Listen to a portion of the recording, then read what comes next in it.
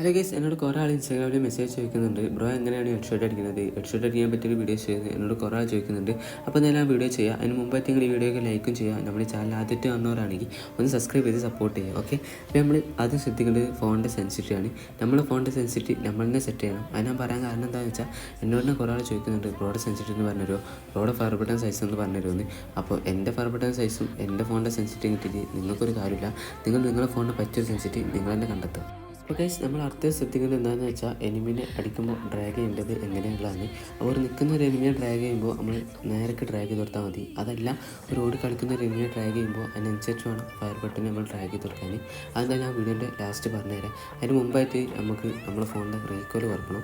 അപ്പോൾ റീകോൾ വർക്കാനുള്ള ഒറ്റ വഴി എന്ന് പറഞ്ഞാൽ ക്യാരക്ടർ സ്കിൽ യൂസ് ചെയ്ത് റീകോൾ വർക്കാനുള്ളതാണ്. അപ്പോൾ അങ്ങനത്തെ ക്യാരക്ടർ സ്കിൽ അറിയാത്തവർ നിങ്ങൾ കമൻറ്റ് ചെയ്താൽ മതി, ഞാൻ പറഞ്ഞുതരാം. ഓക്കെ, അപ്പോൾ ഒരു 6GB റാമുള്ള ഫോണാണെങ്കിൽ എന്തായാലും ലൈക്കിൻ്റെ റീകോൾ ഉണ്ടാവും.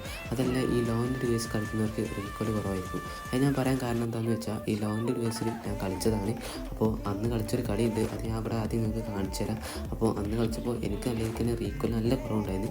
അടിക്കുന്ന അടിയൊക്കെ ഹെഡ്ഷോട്ട് കയറിയായിരുന്നു. പക്ഷേ ലാഗ് ഉണ്ടാവും, പക്ഷേ റീകോൾ എന്ന സംഭവം ഉണ്ടാവില്ല ലോങ് ഡിവൈസ് കളിക്കുന്നവർക്ക്. ഓക്കെ, അപ്പോൾ നിങ്ങൾ ആദ്യം ആ വീഡിയോ കാണും, എന്നിട്ട് ഞാൻ ബാക്കി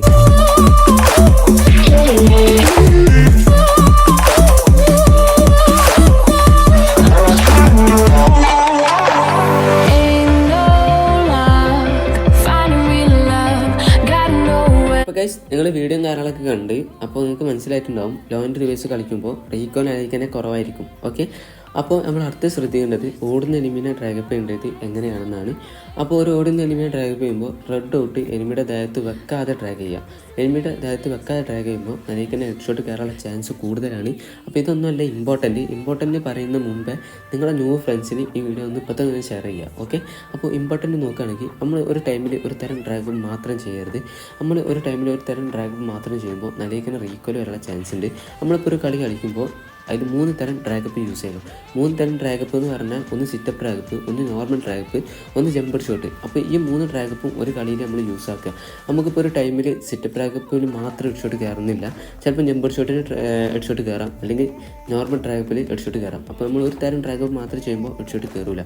അതുപോലെ തന്നെയാണ് ഗണ്ണിൻ്റെ കാര്യം എടുത്ത് നോക്കിയാലും ഗണ്ണ് നമ്മളിപ്പോൾ ഡെസേർട്ടിങ് റീകോൾ ഉണ്ടാകുമ്പോൾ M1 എടുത്ത് കളിക്കാം, M1 റീകോൾ ആകുമ്പോൾ ഡെസേർട്ട് എടുത്ത് കളിക്കാം. അങ്ങനെ നമ്മൾ ഗണ്ണ് മാറ്റി കളിക്കാം. അപ്പോൾ നിങ്ങൾക്ക് റീകോൾ ചില ടൈമിൽ ചില ഗണ്ണിന് റീകോൾ അല്ലെങ്കിൽ തന്നെ കുറവായിരിക്കും, അപ്പോൾ ഹെഡ്ഷോട്ട് കയറാനുള്ള ചാൻസ് കൂടുതലായിരിക്കും. അപ്പോൾ ഈ ഒരു ട്രിക്കാണ് ഞാൻ യൂസ് ആക്കുന്നത്. നിങ്ങൾക്ക് ചിലപ്പോൾ അത് അനുഭവപ്പെട്ടിട്ടുണ്ടാവും. ചില ടൈമിൽ നിങ്ങൾക്ക് നല്ല തന്നെ ഹെഡ്ഷോട്ട് കയറും, ചില ടൈമിൽ നിങ്ങൾക്ക് തീരെ ഹെഡ്ഷോട്ട് കയറില്ല. അപ്പോൾ അതിൻ്റെ കാരണം ഇതാണ്, ചില ഗണ്ണിന് നമുക്ക് റീകോൾ ചില ടൈമിൽ റീകോൾ അല്ലെങ്കിൽ തന്നെ ഉണ്ടാവും. ആ ഗണ്ണിന് തന്നെ ചിലപ്പോൾ വേറെ ടൈമിൽ നിങ്ങൾക്ക് ആ ഗണ്ണിന് അല്ലെങ്കിൽ തന്നെ റീകോൾ കുറവായിരിക്കും.